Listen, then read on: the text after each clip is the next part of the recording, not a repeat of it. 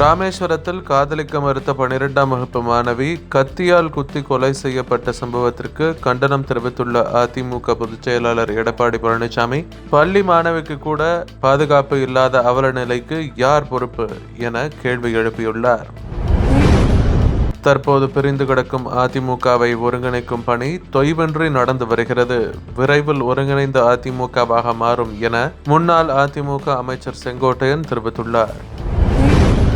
திருப்பரங்குன்றம் மலை உச்சியில் தீபம் ஏற்றுவது தொடர்பான வழக்கு வரும் 24ஆம் தேதி விசாரணைக்கு வரவுள்ள நிலையில் ஹைகோர்ட் கிளை நீதிபதி சுவாமிநாதன் அங்கு சென்று ஆய்வு செய்தார்.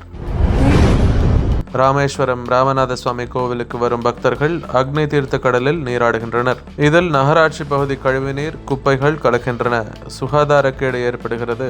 தடுக்க நகராட்சி கமிஷனர் நடவடிக்கை எடுக்க உத்தரவிட வேண்டும் என கோரி தொடரப்பட்ட பொது நல வழக்கில் ராமேஸ்வரம் அக்னி தீர்த்தத்தின் தற்போதைய நிலை குறித்து அரசு அறிக்கை தாக்கல் செய்ய உயர்நீதிமன்ற மதுரை கிளை உத்தரவு பிறப்பித்துள்ளது.